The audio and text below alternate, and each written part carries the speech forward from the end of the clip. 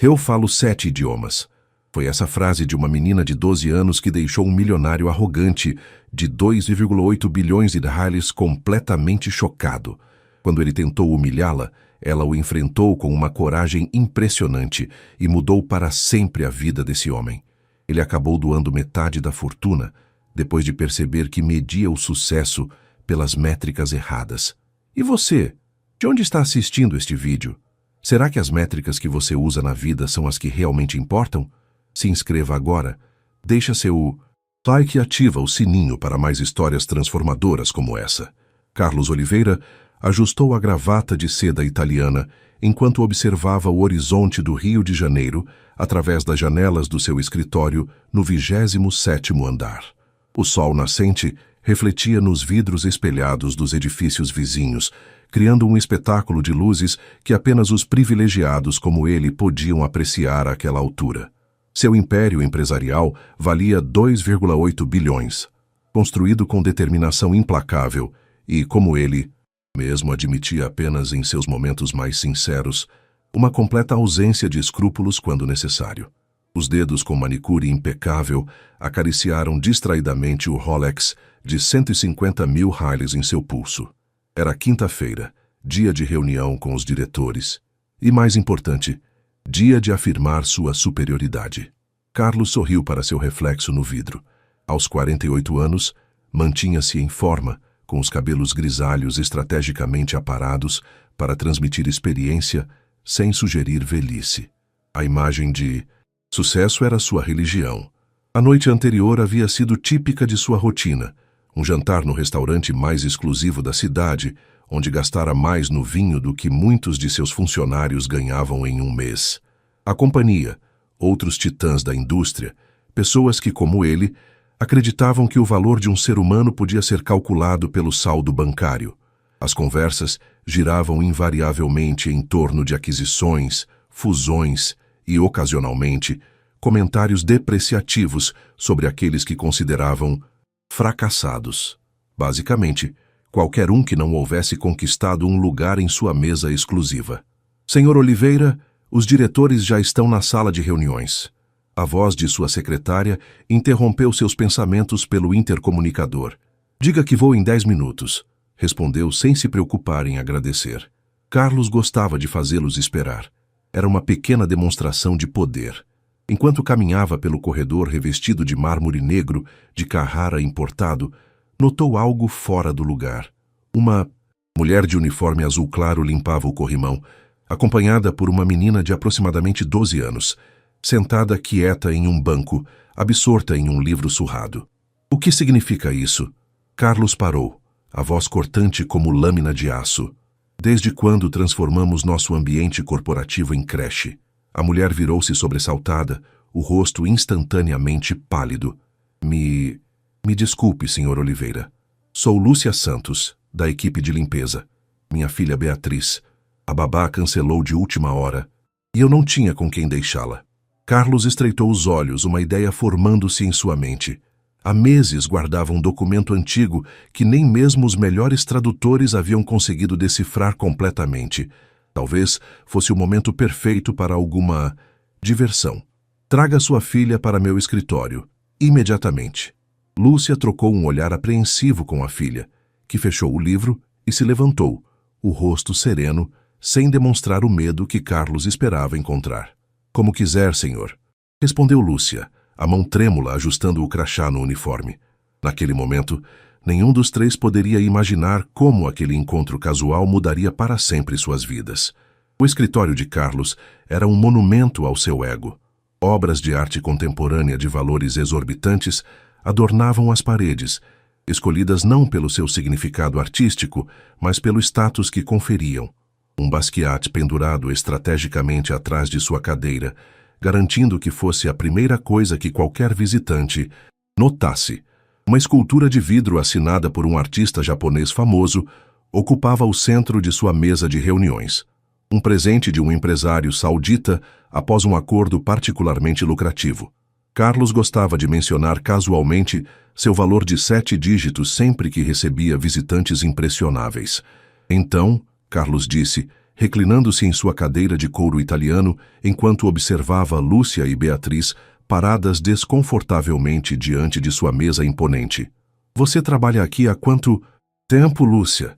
5 anos, senhor, respondeu ela mantendo os olhos baixos. 5 anos limpando o que os outros sujam, Carlos comentou com um sorriso frio. E qual é seu nível de educação? Deixe-me adivinhar. Ensino médio? Lúcia assentiu, o rubor subindo pelo pescoço. Como imaginei. E esta é sua filha? Ele olhou para Beatriz, que o encarava diretamente, sem intimidação. Aquilo o irritou. Quantos anos você tem, menina? 12 anos, senhor. A voz de Beatriz era firme, articulada, surpreendentemente madura. Carlos puxou uma pasta de couro de sua gaveta. Sabe, estou com algo interessante aqui. Um documento antigo, escrito em múltiplos idiomas. Contratei os melhores tradutores da cidade, doutores em linguística, e nenhum conseguiu decifrá-lo completamente. Ele abriu a pasta e empurrou um documento plastificado sobre a mesa. O papel amarelado continha caracteres em mandarim, árabe, sânscrito e outros sistemas de escrita que Carlos nem mesmo reconhecia. Veja, Lúcia, este é o tipo de desafio que pessoas educadas enfrentam. Infelizmente, com seu nível educacional limitado, você nunca terá acesso a esse mundo. E sua filha provavelmente herdará os mesmos genes medíocres. Lúcia empalideceu, as mãos agarradas à alça da bolsa surrada. Mas antes que pudesse responder, Beatriz deu um passo à frente. Com todo respeito, Sr. Oliveira, a menina falou com uma compostura impressionante.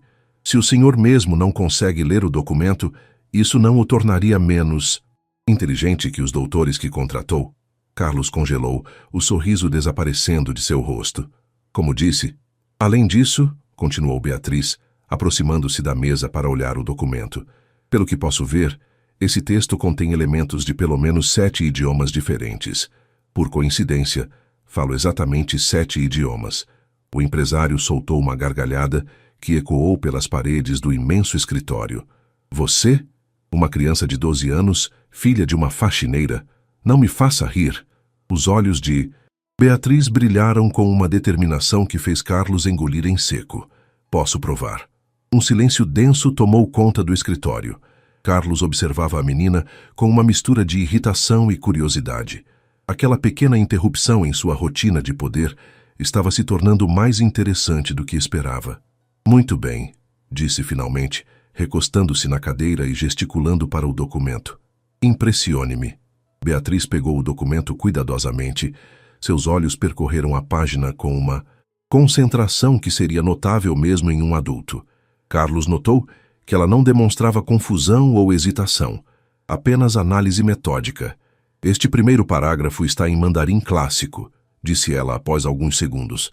A caligrafia é de um estilo usado principalmente durante a dinastia Ming. Carlos ergueu uma sobrancelha. E o que diz? A verdadeira riqueza não é medida pelo ouro que um homem acumula, mas pela luz que ele traz à escuridão de outros, traduziu Beatriz. Lúcia olhava para filha com um misto de orgulho e apreensão.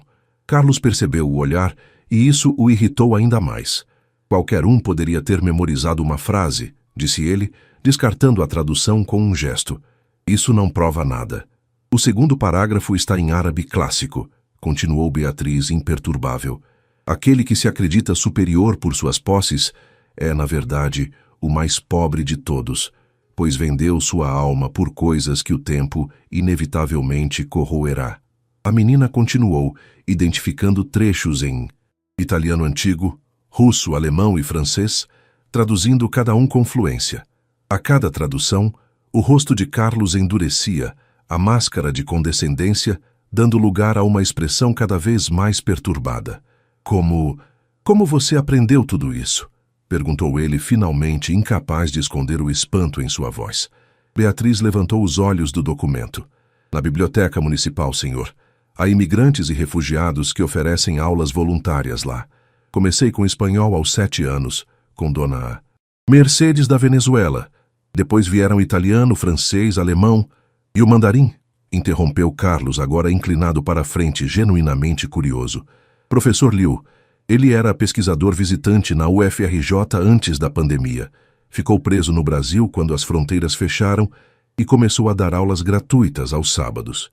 E quem mais participa dessas aulas? Outras crianças como você? De todas as idades, senhor.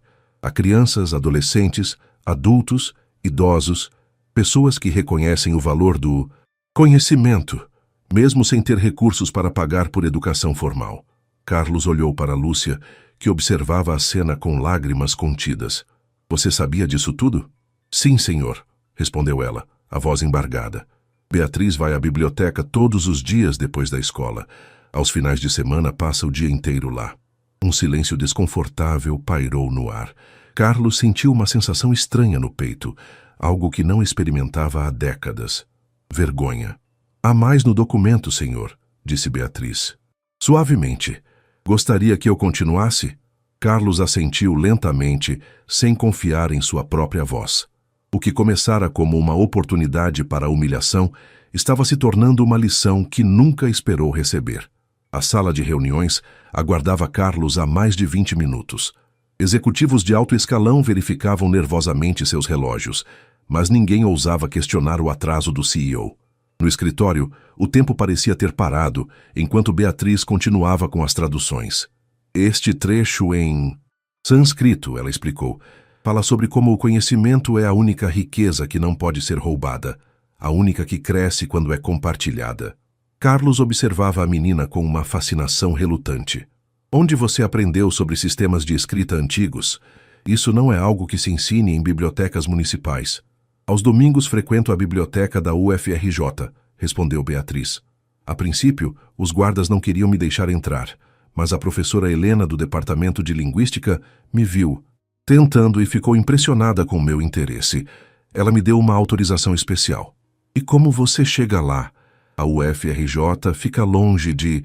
Carlos hesitou, percebendo que não fazia ideia de onde Lúcia e Beatriz moravam. Moramos em Bangu, senhor, respondeu Lúcia, preenchendo o silêncio. Beatriz acorda às 5 da manhã aos domingos para pegar 2 ônibus até a universidade. Chega às 7 quando os portões abrem. Carlos sentiu o desconforto crescer. Bangu ficava a quase 2 horas de distância da universidade. Uma menina de 12 anos fazendo essa jornada sozinha, apenas pelo conhecimento. Lúcia mordeu o lábio, claramente desconfortável.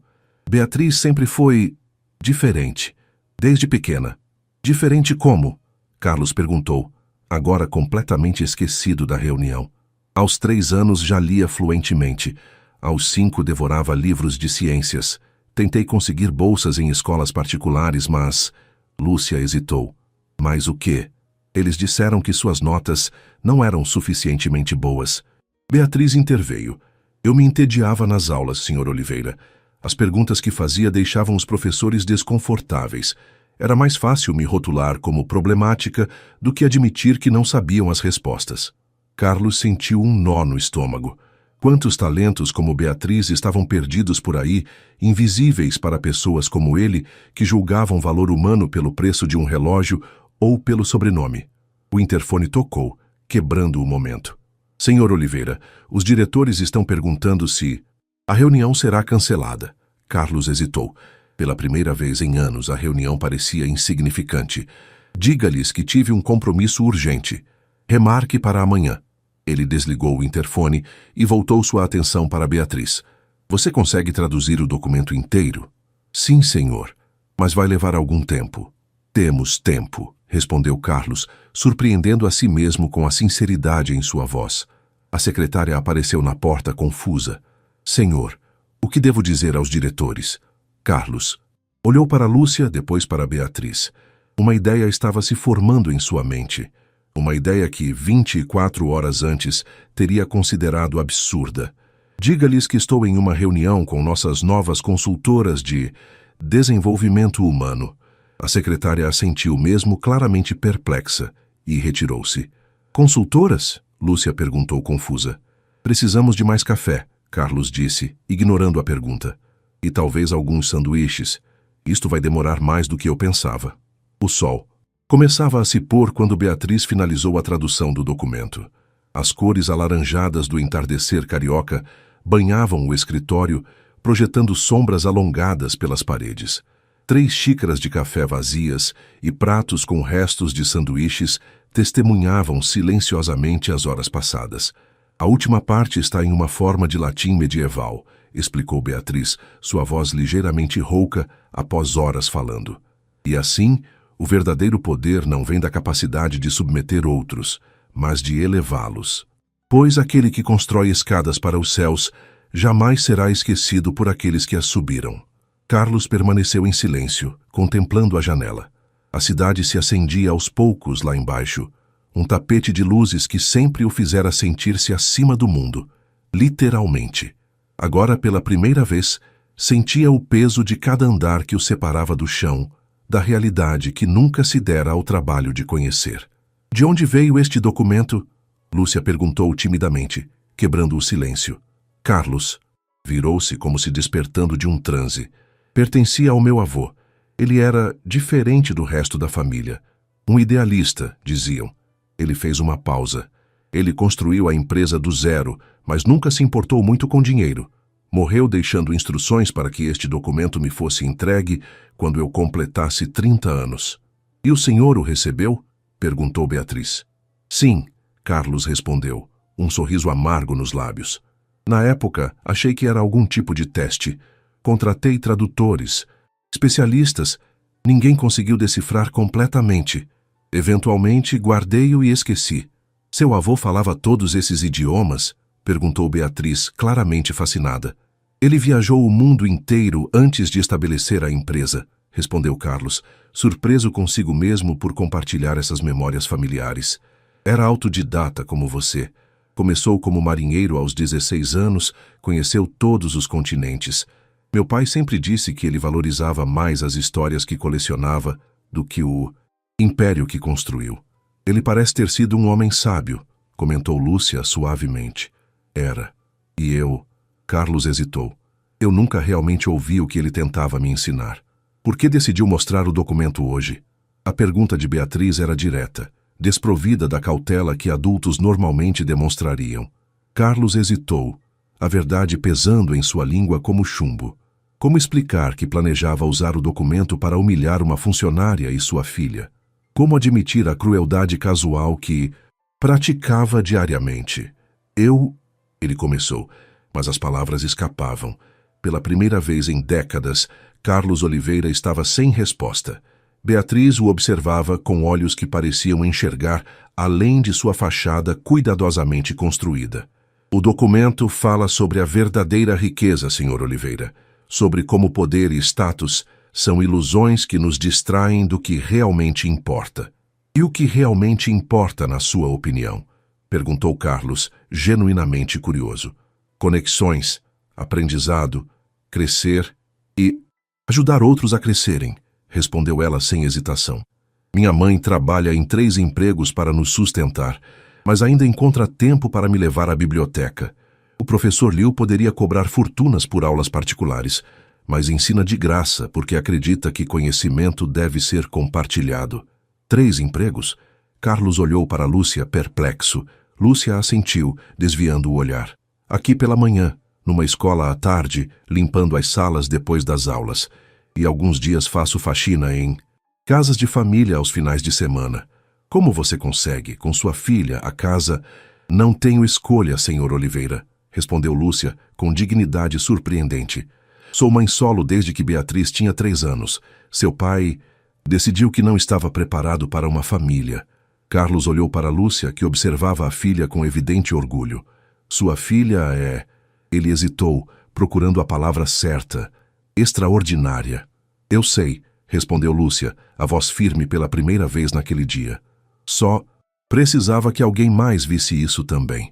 Naquele momento, algo se quebrou dentro de Carlos, uma parede invisível que havia construído ao longo de décadas de isolamento em sua torre de marfim. E através da fissura, uma luz perturbadora começou a penetrar. A manhã seguinte amanheceu, com um céu de um azul cristalino sobre o Rio de Janeiro. Carlos não havia dormido. Após horas revirando-se na cama king size de seu apartamento na Vieira Solto, levantou-se antes do amanhecer e dirigiu até o escritório. Algo que não fazia há anos. Durante a noite havia revivido mentalmente cada momento do encontro com Beatriz e Lúcia. Cada palavra do documento traduzido ecoava em sua mente, como se seu avô estivesse falando diretamente com ele, através do tempo. O pior era perceber como suas ações iniciais, a intenção de humilhar mãe e filha, refletiam exatamente o oposto dos valores expressos no documento. Era como se seu avô houvesse previsto sua transformação em exatamente o tipo de homem que ele mais desprezava. A empresa ainda estava deserta quando chegou. Apenas os seguranças e a equipe de limpeza povoavam os corredores reluzentes. Carlos caminhou lentamente, observando os rostos que normalmente ignorava, pessoas que, percebeu com desconforto, trabalhavam ali há anos sem que ele jamais tivesse realmente notado. Senhor Oliveira, a voz surpresa de uma das faxineiras o arrancou de seus pensamentos. Algum problema? Nunca o vimos aqui tão cedo. Não há problema, respondeu. Ele, então, surpreendendo até a si mesmo, acrescentou. Como vai, dona? Marlene, ela completou visivelmente desconcertada. Trabalho aqui há 12 anos. 12 anos. Carlos sentiu um nó na garganta. Obrigado pelo seu trabalho, dona Marlene. A mulher o encarou como se ele tivesse subitamente crescido uma segunda cabeça. Carlos continuou seu caminho, a sensação de desconforto crescendo a cada passo. Ao chegar a seu andar, notou Lúcia limpando o corrimão, o mesmo local onde a encontrara no dia anterior. Bom dia, Lúcia, cumprimentou parando ao seu lado.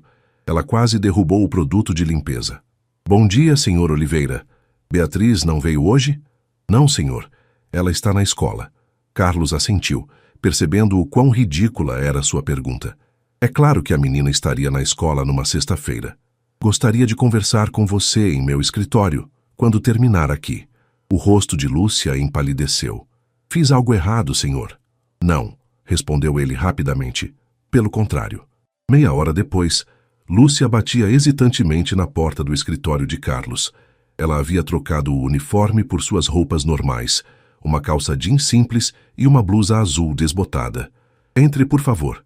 Carlos indicou a cadeira à sua frente. Sente-se.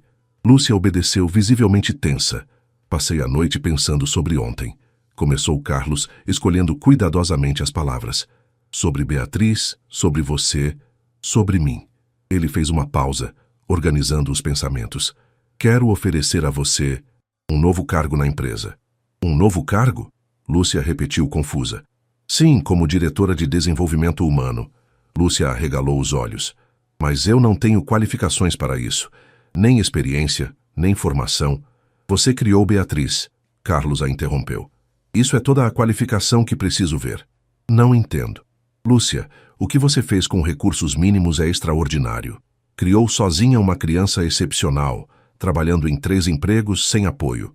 Reconheceu e alimentou o potencial dela quando todos os sistemas, incluindo as escolas particulares que poderiam tê-la ajudado, falharam. Carlos levantou-se e caminhou até a janela. Ontem percebi algo perturbador sobre minha empresa, Lúcia. Construímos um ambiente que valoriza apenas um tipo de inteligência, um tipo de experiência. Perdemos talentos extraordinários porque não sabemos reconhecê-los quando não vêm em embalagens que esperamos. Ele se virou para encará-la. Quero mudar isso. E preciso de alguém que enxergue valor onde outros não conseguem ver. Lúcia o fitava, perplexa. Por que eu? A pergunta pairou no ar por alguns segundos. Por que você viu o potencial de Beatriz quando ninguém mais viu? Respondeu ele simplesmente. E quero que me ajude a ver o potencial que estou perdendo todos os dias nesta empresa. A notícia espalhou-se pela empresa como fogo em palha seca. A faxineira promovida diretamente a um cargo executivo. Os corredores fervilhavam com rumores. Alguns diziam que Carlos estava tendo um caso com Lúcia. Outros especulavam sobre algum tipo de chantagem. Ninguém considerou a possibilidade de que Carlos Oliveira pudesse estar simplesmente mudando. Você perdeu a cabeça? Perguntou Roberto Vasques, vice-presidente e amigo de longa data, invadindo seu escritório sem anunciar. Promover uma faxineira a diretora? O conselho está em polvorosa. Carlos continuou calmamente revisando documentos. Ela tem nome, Roberto. Lúcia Santos. E sim, tenho certeza do que estou fazendo. Não, você claramente não tem. Roberto bateu na mesa. Essa mulher não tem qualificações, experiência, formação adequada. Ela tem algo mais valioso, Carlos respondeu, finalmente levantando os olhos. Uma perspectiva que todos nós perdemos há muito tempo. Roberto o encarou como se ele tivesse enlouquecido. Que perspectiva? A de limpar banheiros? Carlos sentiu uma onda de irritação. Essa é exatamente a atitude que estou tentando mudar, Roberto. Essa arrogância que nos faz acreditar que só há um caminho para o conhecimento e a competência. No entanto, a mudança era real e estava apenas começando. Nas semanas seguintes, Carlos implementou uma série de transformações que deixaram o Conselho Administrativo em polvorosa. A primeira foi o programa Talentos Invisíveis, bolsas integrais para filhos de funcionários de baixa renda que demonstrassem potencial acadêmico excepcional. A segunda, ainda mais controversa, foi a reforma completa do processo de contratação, eliminando requisitos de diplomas específicos para muitos cargos. Você está arruinando tudo o que construímos, acusou Ribeiro, o CFO, durante uma reunião particularmente tensa. Essa faxineira agora tem autoridade para aprovar contratações? É insano. Carlos observou os rostos ao redor da mesa. Executivos engravatados que espelhavam exatamente o que ele havia sido até poucas semanas atrás. Homens e mulheres de sucesso, certamente, mas presos em uma bolha de privilégios que limitava drasticamente sua visão de mundo. Lúcia Santos tem mais sabedoria sobre liderança autêntica do que a maioria de nós aqui, respondeu Carlos calmamente. E sim, ela tem autoridade para identificar talentos que nós, com nossa visão limitada, provavelmente ignoraríamos. O que aconteceu com você, Carlos? Perguntou Denise Mendes, diretora jurídica, com genuína preocupação. É algum problema de saúde? Estresse? Você não parece o mesmo. Carlos sorriu. Estou perfeitamente saudável, Denise. Na verdade, nunca me senti melhor. Qual é o seu jogo, Carlos? Perguntou Marina Zettel, diretora de marketing, os olhos estreitados com suspeita. Primeiro essa promoção absurda, depois essas bolsas caras, agora essa reestruturação. Você está preparando a empresa para a venda? É alguma estratégia de marketing? Carlos sorriu. Não há jogo nenhum, Marina. Estou apenas tentando construir a empresa que deveríamos ter sido desde o início. Após a reunião, Carlos encontrou Lúcia esperando em seu escritório. Ao contrário dos executivos, ela havia se adaptado rapidamente ao novo papel. Vestia-se com simplicidade elegante, mantendo-se fiel às suas raízes enquanto navegava habilmente pelo mundo corporativo. Como foi? Perguntou ela, notando a expressão exausta de Carlos. Como esperado. Resistência, suspeitas, acusações veladas. Lúcia assentiu. O círculo social de elite é como uma fortaleza. Eles não gostam quando alguém muda as regras do jogo. Falando nisso, Carlos pegou um envelope. Em sua mesa, Beatriz respondeu à minha proposta. Lúcia sorriu. Sim, ela aceitou ser sua professora de mandarim, com duas condições. Que seriam... Primeira, as aulas acontecerão na biblioteca municipal, não aqui no escritório ou em sua casa. Carlos ergueu as sobrancelhas. Posso perguntar por quê?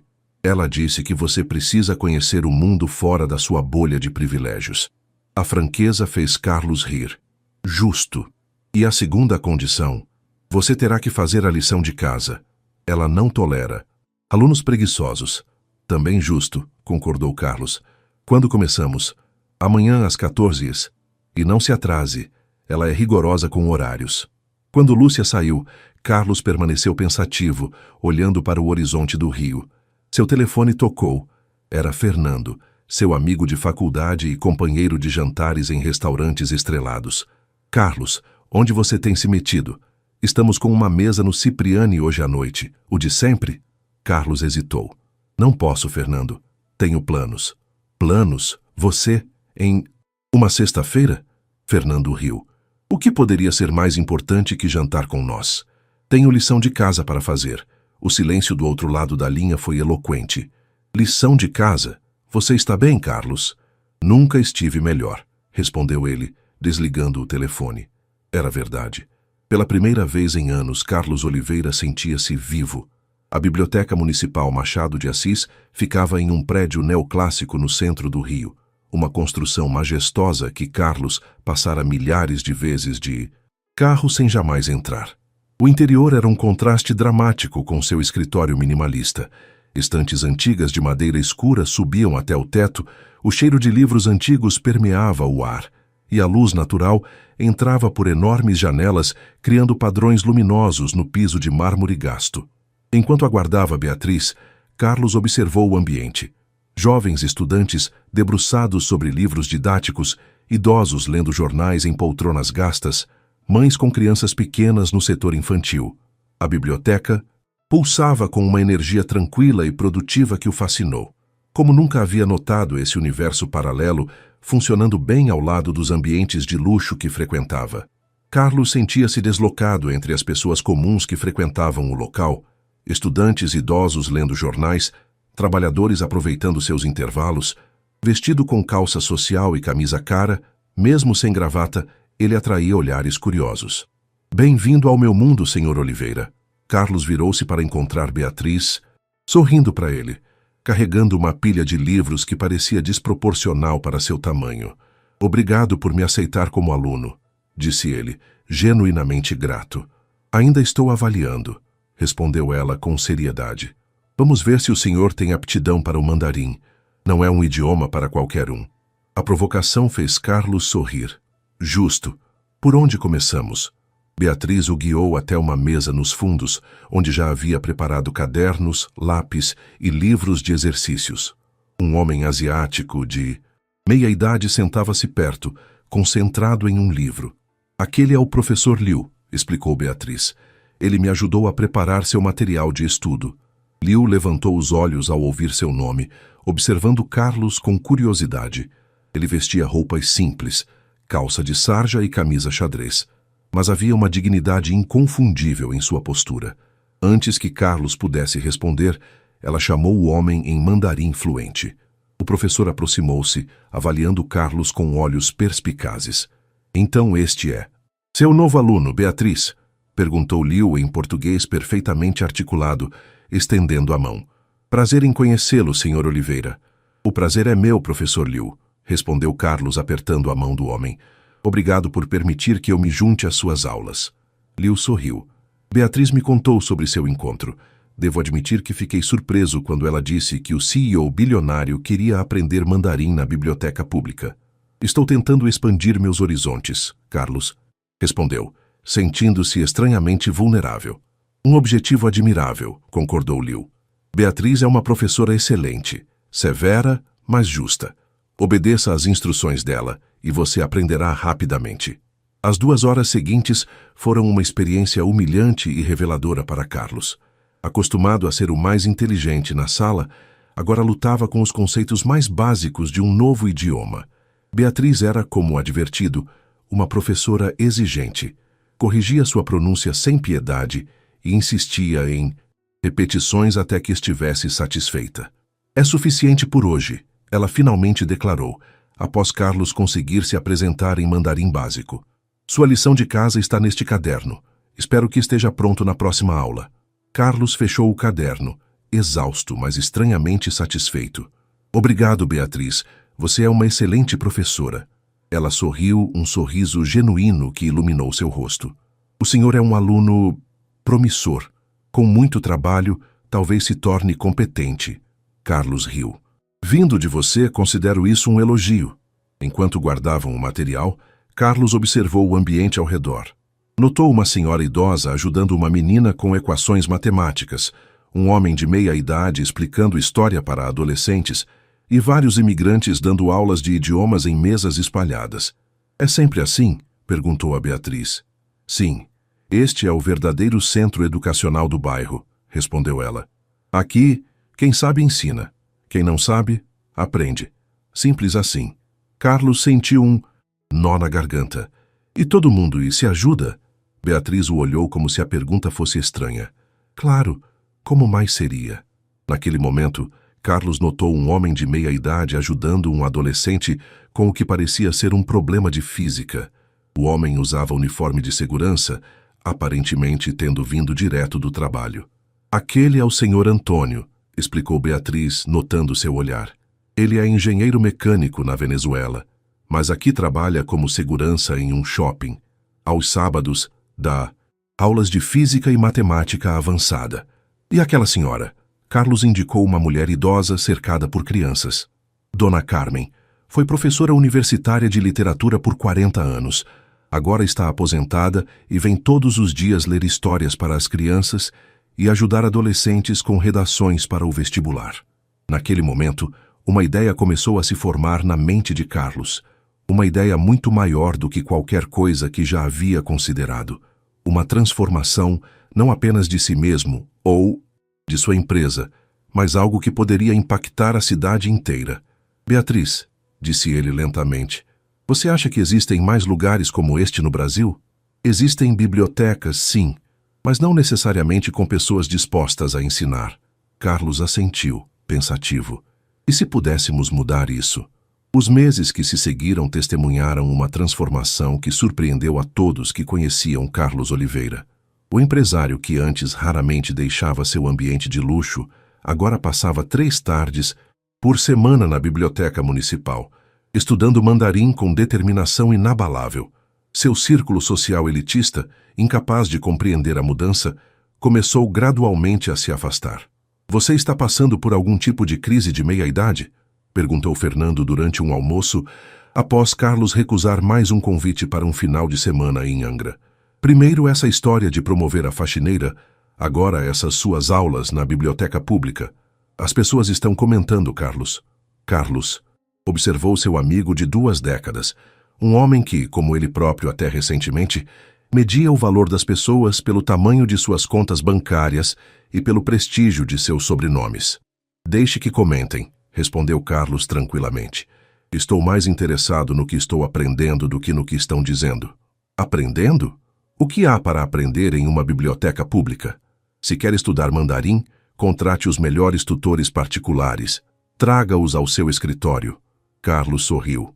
Ah, coisas que não podem ser compradas, Fernando. Experiências que o dinheiro não proporciona. Seu amigo o encarou como se falasse uma língua estrangeira. Você está ficando estranho, Carlos. Filosófico demais para o meu gosto. A verdade era que Carlos havia descoberto um mundo inteiro que existia paralelamente ao seu. Um mundo de pessoas comuns com conhecimentos extraordinários, enfrentando obstáculos que ele jamais precisara considerar. Na biblioteca, conheceu Rafael, um engenheiro venezuelano que trabalhava como entregador enquanto dava aulas gratuitas de física. Maria, uma senhora aposentada, que ensinava literatura com mais paixão que qualquer professor universitário que já encontrara. E dezenas de outros educadores invisíveis que transformavam aquele espaço público em uma verdadeira universidade informal. À medida que seu mandarim melhorava, Carlos começou a conversar mais com o professor Liu, descobrindo que o homem tinha doutorado em linguística pela Universidade de Pequim e havia publicado livros sobre sistemas de escrita comparada. No Brasil, trabalhava como tradutor freelancer, ganhando uma fração do que seu conhecimento valia. Por que o senhor não leciona em uma universidade aqui? Perguntou Carlos certa tarde. Liu sorriu com resignação. Tentei, mas meu diploma não foi reconhecido. Precisaria refazer todo o doutorado, o que é impossível financeiramente. Em sua empresa, as mudanças também se aprofundavam. Lúcia, inicialmente vista com desconfiança, provava-se cada dia mais valiosa. Seu programa de identificação de talentos já havia descoberto funcionários com potenciais surpreendentes, uma recepcionista com habilidade extraordinária para análise financeira, um segurança com talento natural para programação, uma copeira que falava 4 idiomas fluentemente. Estamos redescobrindo nossa própria empresa, comentou Lúcia durante uma reunião de avaliação. Estas pessoas sempre estiveram aqui, mas ninguém olhava para elas como seres humanos completos, apenas como funções. Nem tudo eram flores, é claro. 3 diretores pediram demissão citando diferenças irreconciliáveis de visão. Vários acionistas expressavam preocupação com os novos investimentos em capital humano. A imprensa de negócios publicava artigos questionando a sanidade mental do antes celebrado CEO. Numa manhã particularmente tensa, após uma reunião difícil com investidores, Carlos encontrou Beatriz esperando em seu escritório. Era sábado, e ela normalmente estaria na biblioteca.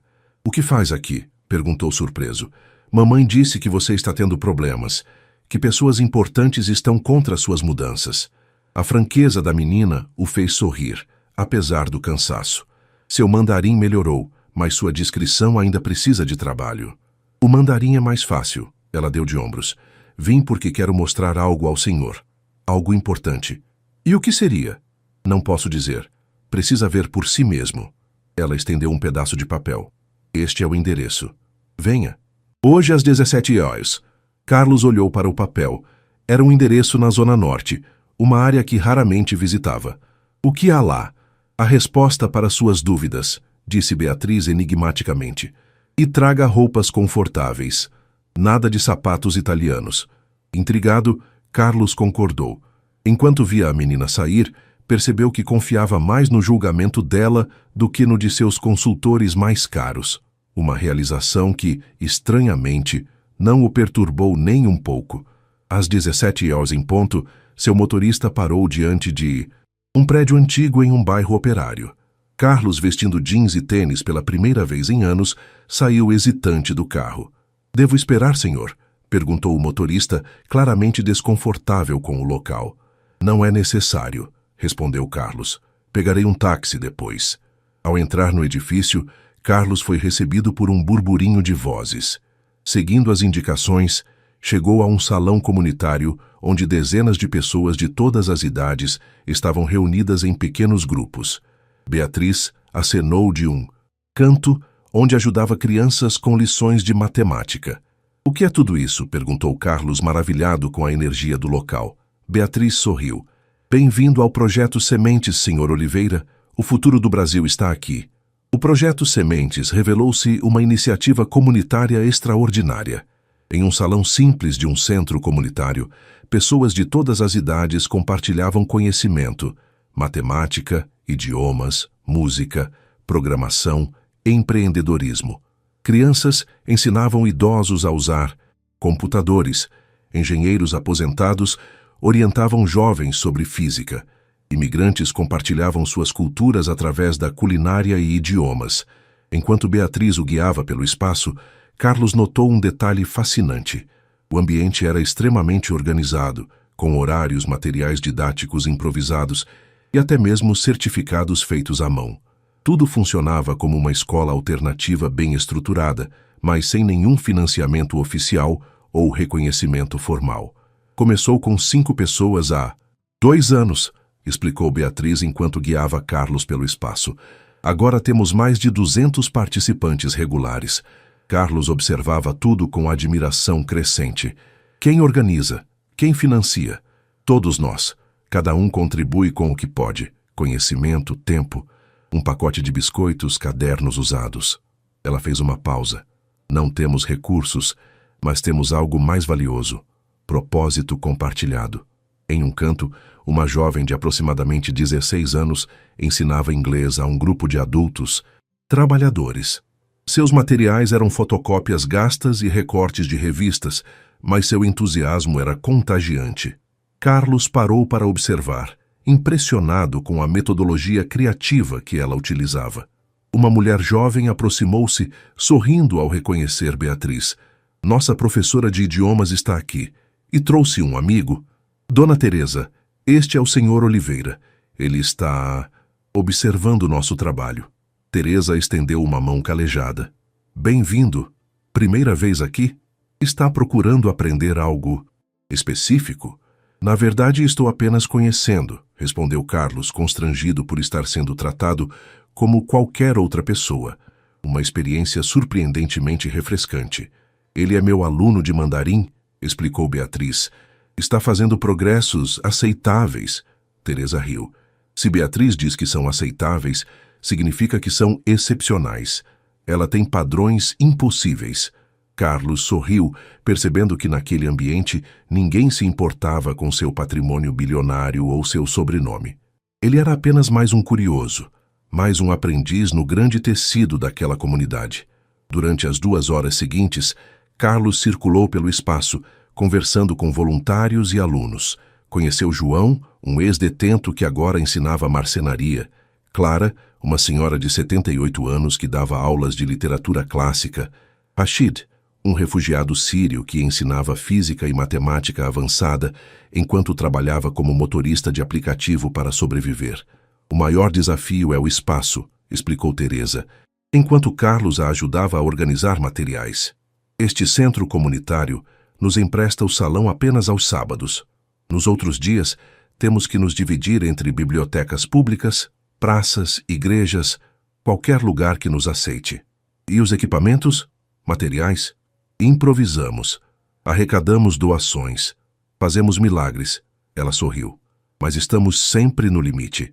Muitas crianças talentosas acabam desistindo porque não conseguimos oferecer o que precisam para avançar. Em um canto, notou um jovem, tentando consertar um computador antigo, claramente frustrado com a tarefa. Problema técnico? Perguntou Carlos, aproximando-se. Estamos tentando montar um laboratório de informática, explicou o rapaz, que não devia ter mais de 20 anos. Mas os computadores que conseguimos são muito velhos. Este aqui nem liga mais.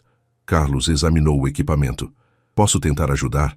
Fiz engenharia antes de me tornar administrador. O jovem entregou-lhe uma chave de fenda com um sorriso descrente.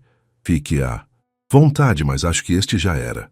Para sua própria surpresa, Carlos passou a hora seguinte desmontando e remontando o computador, encontrando e resolvendo um problema simples na placa-mãe. Quando a máquina finalmente ligou, sentiu uma satisfação que não experimentava desde seus tempos de faculdade. Cara, você é bom nisso, exclamou o rapaz impressionado. Quer se juntar à nossa equipe de tecnologia? Temos encontros às terças-feiras. Carlos hesitou, dividido entre emoções conflitantes. Preciso verificar minha agenda. No caminho de volta em um táxi comum, outra novidade recente em sua vida, Carlos permaneceu em silêncio, processando o que havia testemunhado. O motorista o observou pelo retrovisor. Dia difícil, patrão? Não, respondeu Carlos lentamente. Na verdade, foi um dos melhores dias que tive em muito tempo. Ao chegar em seu apartamento de cobertura, o contraste entre o luxo frio de seu lar e a calorosa simplicidade do centro comunitário era quase doloroso. Pela primeira vez, Carlos percebeu que sua vida, apesar de todos os privilégios materiais, havia sido assombrosamente vazia. Seus olhos pousaram sobre uma escultura abstrata na sala de estar, uma peça que custara mais do que muitas famílias ganhariam em uma década. Ao lado dela, uma garrafa de vinho raro que comprara em um leilão por 30 mil. Quanto conhecimento poderia ser compartilhado? Quantos talentos poderiam florescer com esses recursos aplicados de outra forma? Pegando seu telefone, discou o número de Lúcia. Preciso que você organize uma reunião para segunda-feira, disse ele assim que ela atendeu. Vamos criar uma fundação. A Fundação Beatriz Santos para a Dignidade Humana foi oficialmente lançada 6 meses depois, com um fundo inicial de 500 milhões, quase metade da fortuna pessoal de Carlos. O anúncio causou um terremoto nos círculos empresariais do Brasil. Jornais estampavam manchetes como bilionário doa fortuna, crise de consciência ou estratégia fiscal e o novo filantropo. Carlos Oliveira abandona a vida de luxo.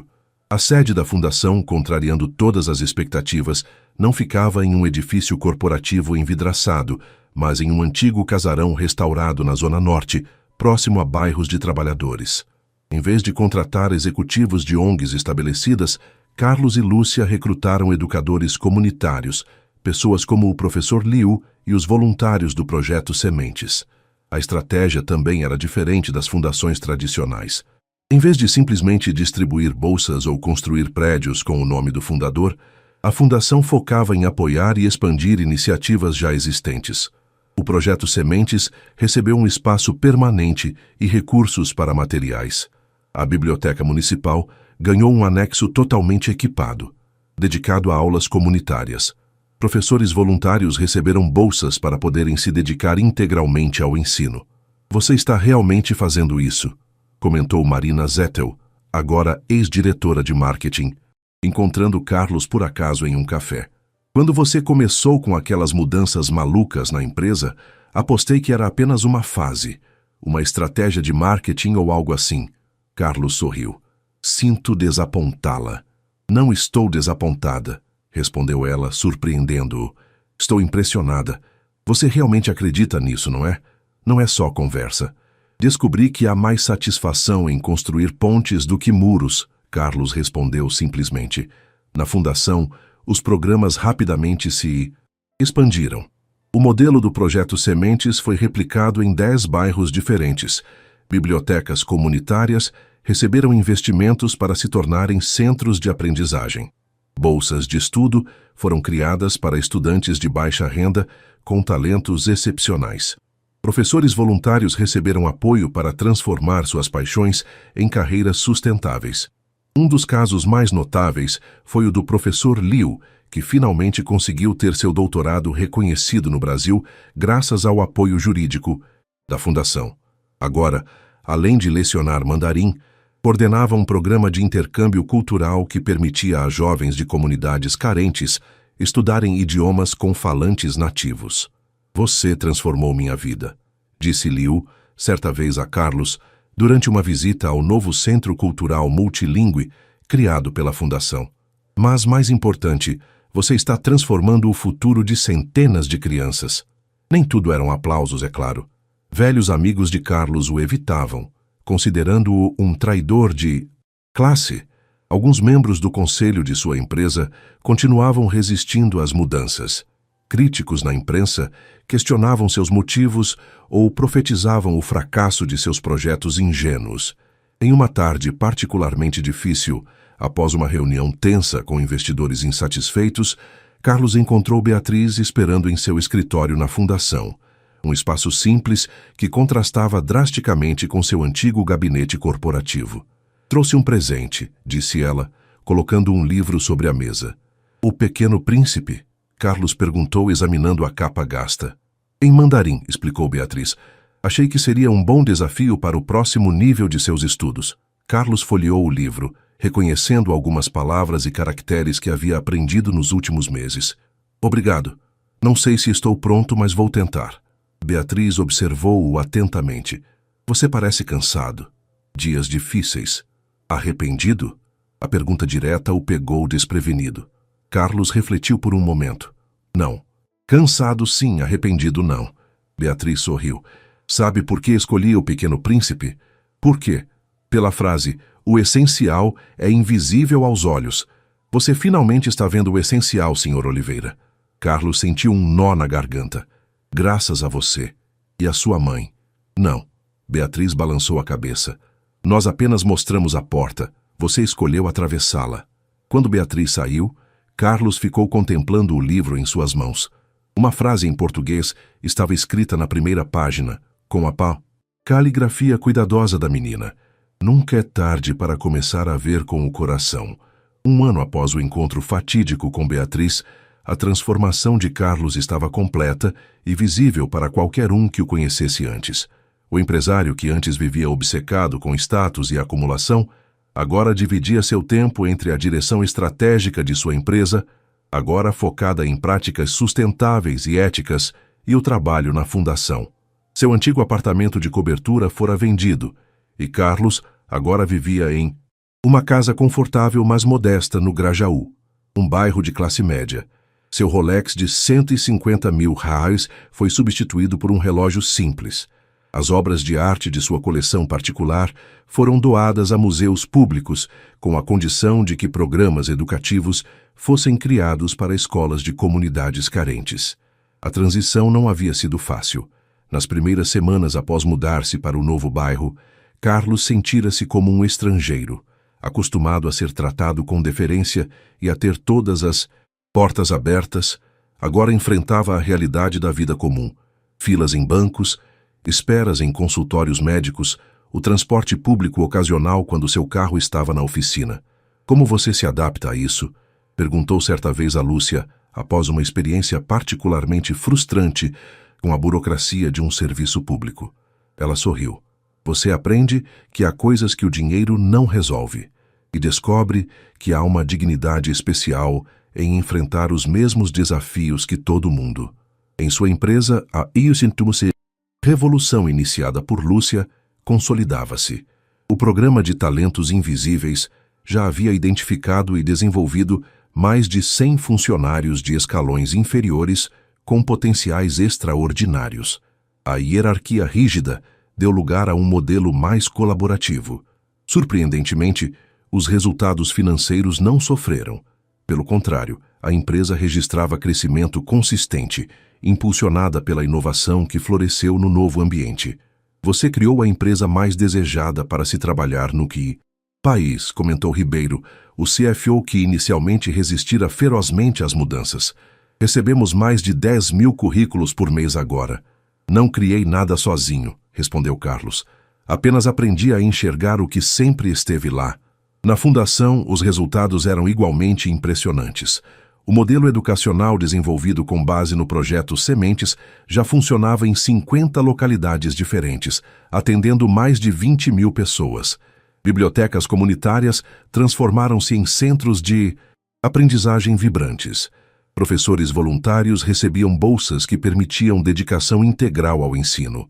Um dos casos que mais tocou Carlos foi o de Mariana, uma menina de 9 anos, de uma comunidade no Complexo do Alemão. Diagnosticada erroneamente como tendo dificuldades de aprendizagem, ela foi descoberta por um dos programas da Fundação como tendo habilidades matemáticas excepcionais. Hoje, aos 10 anos, ela frequentava aulas especiais na UFRJ e já havia ganhado uma Olimpíada Nacional de Matemática. Quantos talentos como Mariana perdemos todos os dias? Perguntou Carlos durante uma reunião de avaliação. Quantos gênios em potencial são descartados porque não têm a embalagem correta? Em um final de tarde de domingo, Carlos participava de uma celebração no centro comunitário onde tudo começara, o aniversário de 1 ano do primeiro centro educacional oficial da Fundação. O espaço, agora totalmente reformado, fervilhava de atividade. Crianças corriam exibindo certificados. Voluntários serviam bolo e refrigerantes. Famílias inteiras compartilhavam histórias de transformação. É incrível, não é? Lúcia aproximou-se, observando a cena com evidente orgulho. Quem poderia imaginar 1 ano atrás? Carlos assentiu, emocionado demais para falar. Vendo seu estado, Lúcia sorriu com compreensão. Beatriz está procurando por você. Ela tem uma surpresa. Curioso, Carlos dirigiu-se a uma sala nos fundos do centro, onde encontrou Beatriz com um grupo de crianças entre 8 e 12 anos. Ah, finalmente! Exclamou ela ao vê-lo.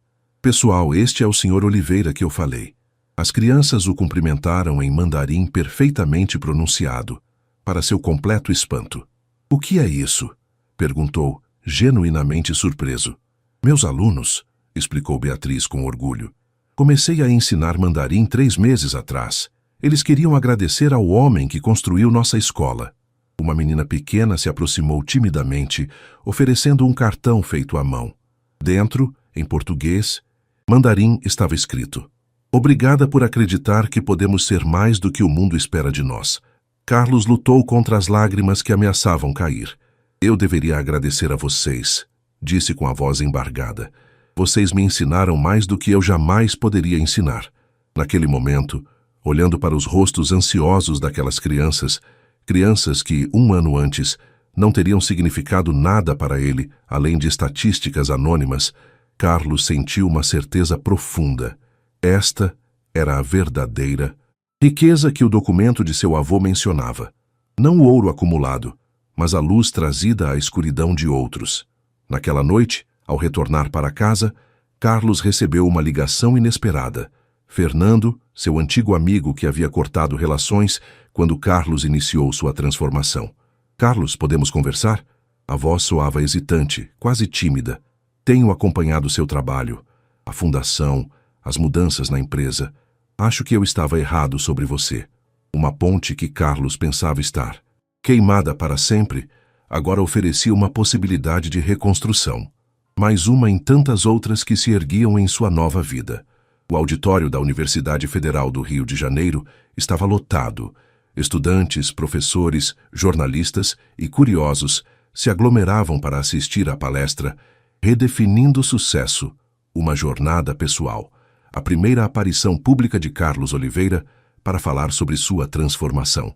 Nos bastidores, Carlos ajustava nervosamente sua gravata.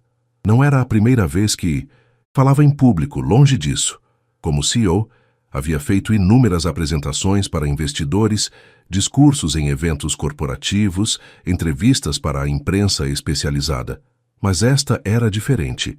Hoje não falaria sobre estratégias de mercado ou projeções de lucro, falaria sobre sua própria jornada, expondo vulnerabilidades que antes teria considerado inaceitáveis. Nervoso? Perguntou Lúcia, aproximando-se com Beatriz. Aterrorizado, admitiu ele com um sorriso tenso. Você vai se sair bem, garantiu Beatriz agora com 13 anos, mas com a mesma segurança impressionante. Apenas fale a verdade. A verdade, repetiu Carlos, respirando fundo. Parece simples quando você diz. É simples, respondeu ela. Apenas difícil de aceitar às vezes. No último ano, Beatriz havia se transformado em uma espécie de celebridade local. Jornais haviam publicado reportagens sobre a menina prodígio que transformou um bilionário. Universidades ofereciam bolsas antecipadas para quando ela completasse o ensino médio. Programas educacionais queriam seu endosso, mas como sempre, ela permanecia focada no que realmente importava: aprender e ensinar. O reitor da universidade o chamou ao palco e Carlos caminhou sob aplausos educados e olhares curiosos. Sob as luzes, viu rostos familiares na plateia, funcionários de sua empresa, voluntários da fundação, alunos dos centros educacionais e, surpreendentemente, até mesmo alguns de seus antigos amigos da elite empresarial. Boa noite, começou ele, a voz inicialmente hesitante, mas ganhando firmeza. Fui convidado para falar sobre transformação social e novos paradigmas de liderança, mas a verdade é que não posso falar sobre transformar o mundo sem antes admitir como eu mesmo precisei ser transformado. Um silêncio atento tomou conta do auditório. Há pouco mais de um ano, eu era exatamente o que nossa sociedade considera um caso de sucesso absoluto. Bilionário aos 48 anos, CEO respeitado, colecionador de arte, frequentador de círculos exclusivos, vivia no topo de uma torre de marfim literalmente e figurativamente. Carlos fez uma pausa, olhando diretamente para Beatriz na primeira fila. E então, em um dia comum, encontrei uma menina de 12 anos que desmontou completamente minha visão de mundo. Uma criança que, segundo todos os parâmetros que eu valorizava, não deveria ter nada a me ensinar. Nos 30 minutos seguintes, Carlos narrou sua jornada sem omitir os aspectos mais desconfortáveis. Sua arrogância inicial, o plano de humilhar Lúcia e Beatriz, o choque ao descobrir sua própria ignorância e a subsequente transformação dolorosa, mas libertadora. O documento antigo que tentei usar como instrumento de humilhação acabou se tornando meu julgamento e minha salvação, explicou. Ele dizia que a verdadeira sabedoria habita corações humildes, não palácios dourados, que quem se acredita superior por suas posses é o mais pobre de todos, e que o verdadeiro poder vem da capacidade de elevar outros, não de humilhá-los. Enquanto falava, Carlos percebeu algo extraordinário acontecendo na plateia. Pessoas de todos os segmentos, estudantes, empresários, trabalhadores, ouviam com a mesma atenção respeitosa. As barreiras invisíveis que normalmente separavam esses grupos pareciam momentaneamente dissolvidas. Perguntam-me frequentemente se foi difícil doar metade da minha fortuna, continuou Carlos. A resposta sincera é não. O difícil foi mudar minha mentalidade, desaprender valores que me foram incutidos desde a infância.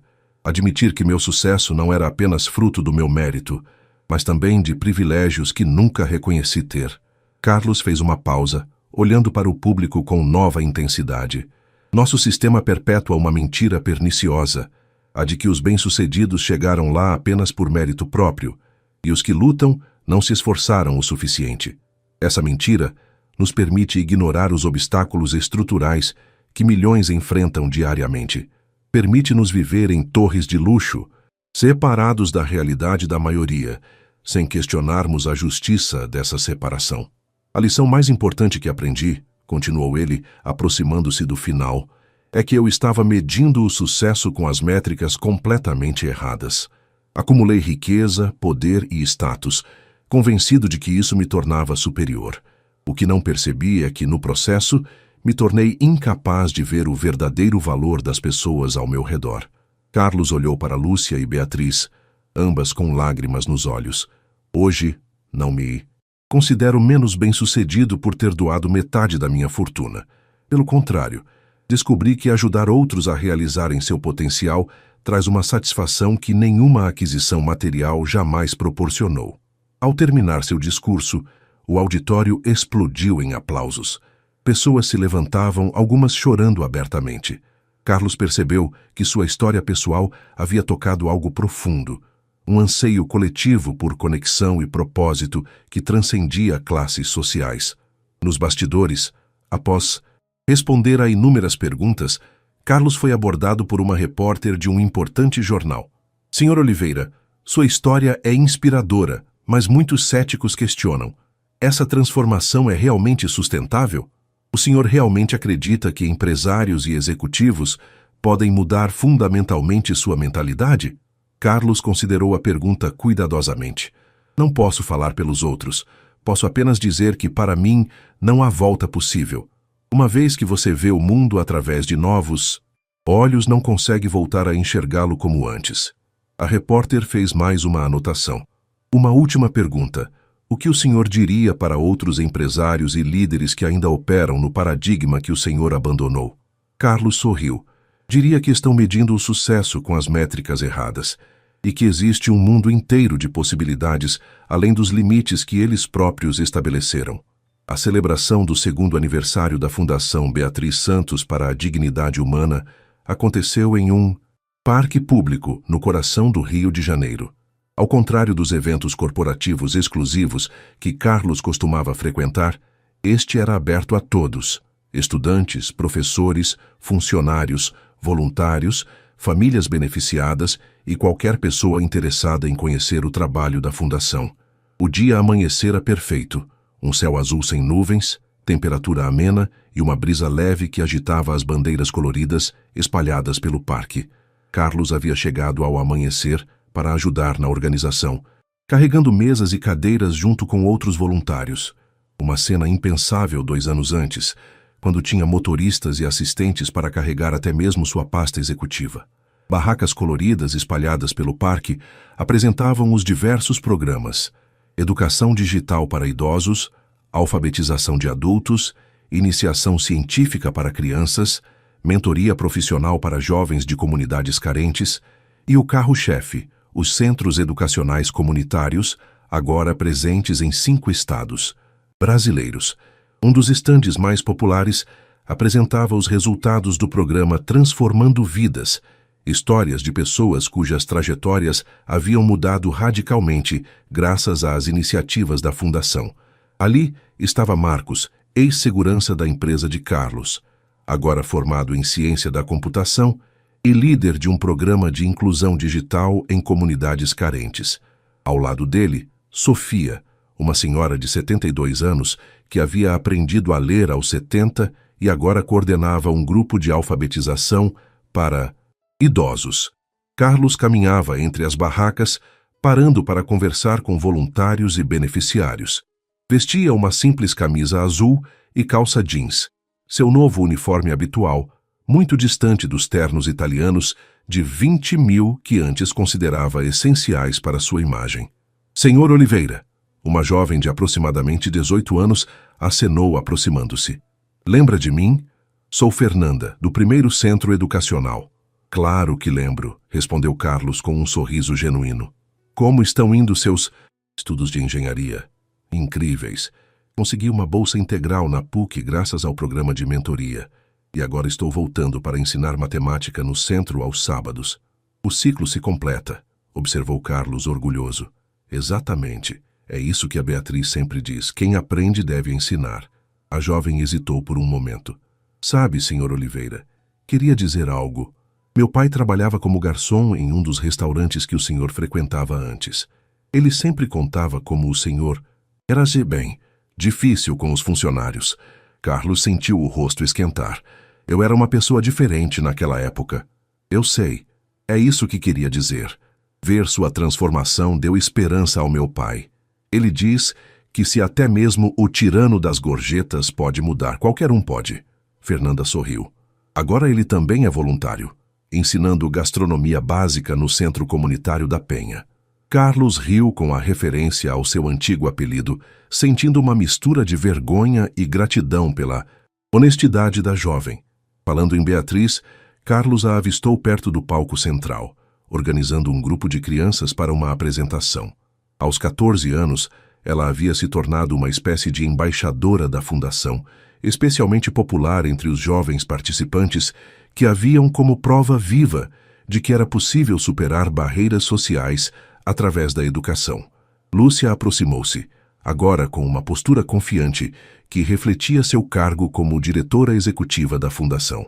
Temos uma surpresa para você, disse ela misteriosamente. Venha comigo.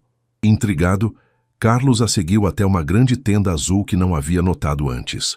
Ao entrar, deparou-se com um mural impressionante. Centenas de fotografias, cartas e desenhos organizados em um mosaico que formava seu rosto. O que é isto? Perguntou emocionado. Chamamos de ondas de mudança, explicou Lúcia. Cada imagem representa uma pessoa cuja vida foi impactada pela fundação. Há histórias incríveis aqui. Uma senhora de 78 anos que já aprendeu a ler, um jovem que escapou do tráfico através da música, famílias que encontraram novos caminhos. Carlos aproximou-se do mural, tocando suavemente algumas das imagens. Cada foto representava uma vida transformada, uma possibilidade criada, um horizonte expandido. E tudo começara com um encontro casual, uma menina corajosa e um documento antigo que seu avô havia deixado como uma semente adormecida, esperando o momento certo para germinar. É extraordinário. E tudo começou com você aceitando mudar, disse Beatriz entrando na tenda. Uma única pessoa pode criar ondas que se estendem muito além do que imagina. Carlos se virou para encarar a jovem, que 2 anos antes havia confrontado sua arrogância com coragem impressionante. Não, Beatriz. Tudo começou com você tendo coragem de mostrar a verdade a um homem que se acreditava acima dela. O momento foi interrompido pelo anúncio de que a cerimônia principal estava prestes a começar. No palco central, Carlos observou a multidão diversa que se reunia, pessoas de todas as classes sociais, idades e origens, unidas por um propósito comum. Entre a multidão, Carlos reconheceu rostos surpreendentes, antigos amigos do círculo empresarial, executivos que haviam resistido às mudanças iniciais, até mesmo Fernando, seu amigo de faculdade que havia sido um dos primeiros a afastar-se quando Carlos iniciou sua transformação. Todos vinham observar, talvez compreender, o que estava acontecendo. Ao subir ao palco para seu discurso, Carlos sentiu uma emoção diferente de tudo que já experimentara em sua antiga vida de executivo. Não era o poder sobre outros que o movia agora, mas a possibilidade de elevar-se junto com eles. Há 2 anos aprendi uma lição que mudou completamente minha vida, começou ele. Aprendi que a verdadeira educação não se compra, mas se conquista, que a verdadeira riqueza não se acumula, mas se compartilha, e que nunca, jamais, é tarde demais para mudar. Enquanto falava, seu olhar encontrou o de Beatriz na primeira fila. A menina que havia sido sua professora mais improvável sorria com aprovação. Ao seu lado, Lúcia, a mulher que ele uma vez considerara insignificante, agora sua parceira mais valiosa nesta nova jornada. Há 2 anos, eu vivia isolado no que acreditava ser o topo do mundo. Hoje percebo que estava apenas no topo de uma torre vazia, desconectado da vida real, da humanidade verdadeira. Carlos fez uma pausa, olhando para a diversidade de rostos que o observavam. A verdadeira conexão não vem de estar acima dos outros, mas de caminhar ao lado deles. O que descobrimos juntos nestes 2 anos é apenas o começo, continuou Carlos. Cada pessoa aqui é uma semente de transformação.